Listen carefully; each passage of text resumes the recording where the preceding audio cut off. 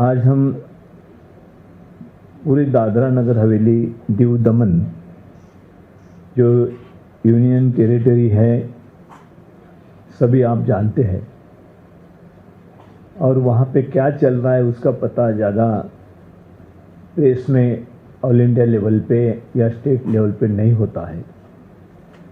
लेकिन जो भी बात हमारे सामने इस लोकल बॉडी चुनाव के तहत आई है उसमें से पता चलता है कि ये यहाँ पे क्या होने जा रहा है, किस तरीके का प्रशासन चलाया जा रहा है। जो संविधान के तहत चुनाव सही तरीके से होना चाहिए वो किस तरीके से धांधली इस यहाँ पे हो रही है, जो आज मैं यहाँ पे आपके सामने इस चुनाव के माध्यम से आपको उजागर करना चाहता हूँ।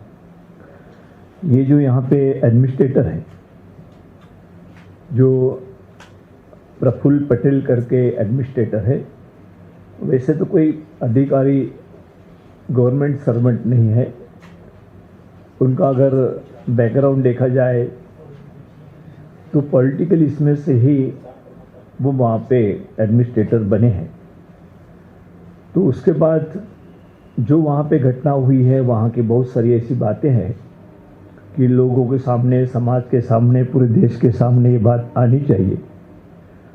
लेकिन मैं अभी फोकस जो करूँगा वो जो चुनाव हमारे वहाँ पे लोकल बॉडी के चुनाव हो रहे हैं उसमें से किस तरीके से बड़ा घोटाला आज तक हम समझते उजागर करते थे। हमारे नेता राहुल जी गांधी, हमारे अध्यक्ष खारगे साहब ने कई बार ये कहा है कि पूरे पार्लियामेंट के चुनाव में धांधली हुई है पहले भी,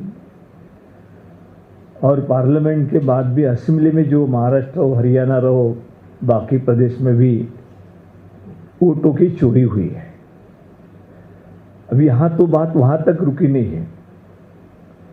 वोटों की चोरी से भी बड़ी बात ऐसे कि पूरा चुनाव है वही उन्होंने चुरा लिया है, जो पहले से ही प्री प्लान करके वहाँ कोई आगे लड़े ही नहीं उनके सामने, बीजेपी के सामने। इस तरीके से बड़े प्लानिंग के साथ उन्होंने ये चुनाव को हाईजैक करने की कोशिश पूरी तरह की है, हाईजैक किया है। उसमें बहुत सारी बातें हैं कि उन्हीं के प्रेसिडेंट जो है, डिस्ट्रिक्ट प्रेसिडेंट है, एक ही रहता है। दादरा नगर हवेली दीव दमन में एक ही डिस्ट्रिक्ट प्रेसिडेंट है।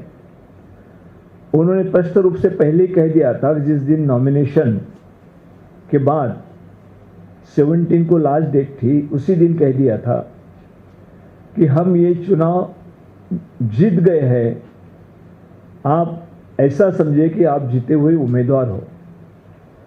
तो इस तरीके से बात करना इसका अनुमान जताता है कि उनको किस तरीके से इस चुनाव में, इस चुनाव की पूरी तरह चोरी करना है।